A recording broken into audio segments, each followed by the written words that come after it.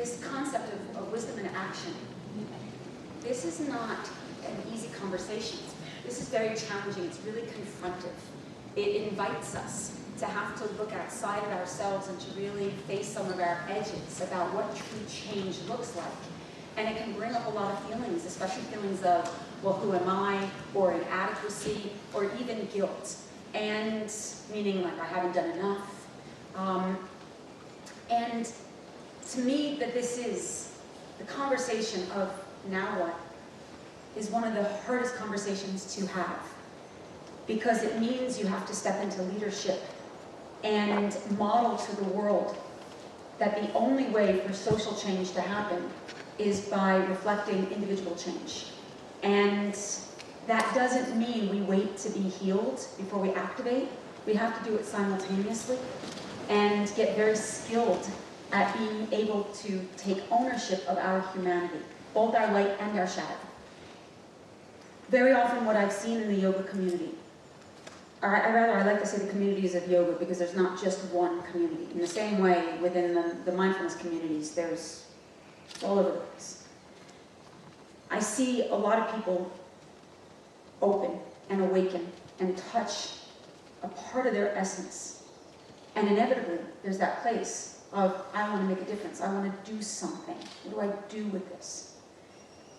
But unless we really understand trauma, both individually as well as culturally, systemically, even with the best of intentions, we create more harm than good.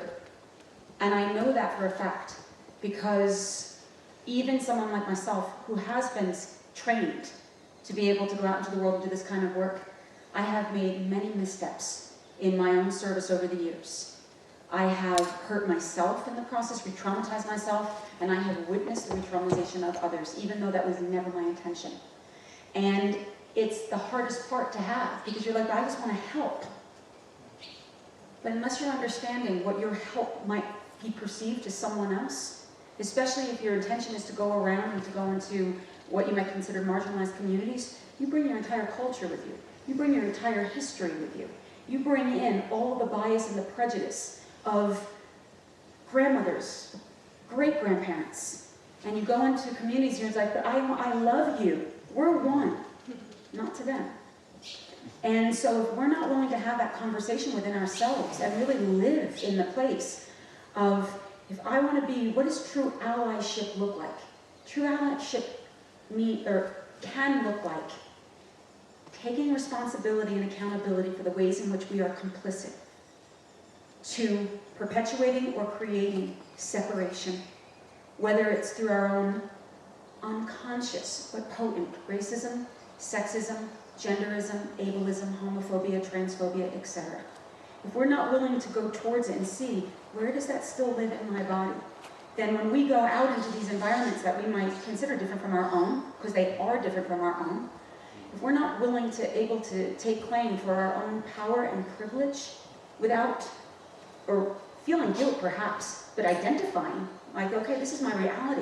But if we're not able to say, yes, there's power in this room, there's privilege in this room, there's privilege in my experience, then we run the risk of actually not being allies, creating more hierarchy, more separation, more, let me fix and change you because I'm not comfortable with what this is. So these are heavy conversations to have, and they land in our body because they're historical conversations. We're not just holding on to the moment of like, what can I do? We're holding on to the guilt and the shame of every ancestor before us. We're holding on to the abuse of all of our cultures and the helplessness that many of us can feel. So if we're not able to look at where does that live in our body, how does that impact the way that we communicate, the way that perhaps we might get triggered, then our service is going to be continuing to perpetuate that, let me change this, let me do good, let me be good, without actually seeing who's in front of you. So the work is, how do we get into relationship? It's like that story I told yesterday about going to Uganda. Remember the story? And him asking me, what are you why are you here? That's only a decade ago. I've been involved in social justice since 1984. I'm 48 years old, so since my late teens. And a decade ago, I did something like that. And that's not to mention the other 100 things that I've done unconsciously since then, up until now. And so this work is deep, it's intimate, it's personal, it's confrontational. And the moment that you make this declaration that you want to be wisdom in action, be prepared for what needs to be healed in order to make that so. And what needs to be, you might as well write a list of what your assumptions are. Just write them down, because it's what we're going to have to go towards in order to evolve. And that's really the true activist. The true activist is the one who wants to be in a relationship, who wants to honor the human experience for what it is, who wants to recognize there are differences. There are differences. I hear all the time when people say, well, I don't see color. That's already a big problem. That's already a problem. And so, and I understand the impulse to say that.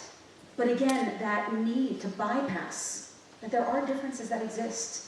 And within those differences, there are certain people who get resources, and there are certain people who do not. And if we can't understand that the ones who don't have access to the resource might be different religion, different race, different abilities, if we can't see that, then we can't participate, because we're the problem. And so the real work of the activist is to look at what is it that we cannot see, and how do we go towards it? And where have we become frozen in our own shadow, guilt, shame, fear, grief, that we are so afraid to tackle our own humanity that we can't possibly stand in the presence of someone else's. Does it make sense what I'm saying so far?